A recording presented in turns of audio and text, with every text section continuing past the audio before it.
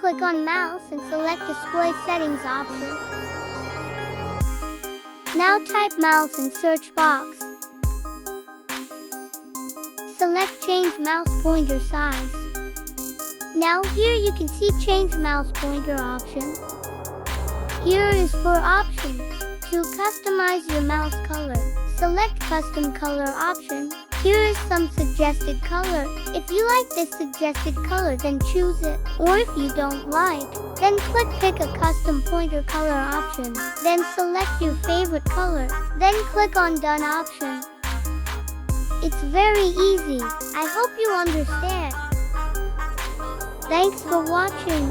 See you in the next video.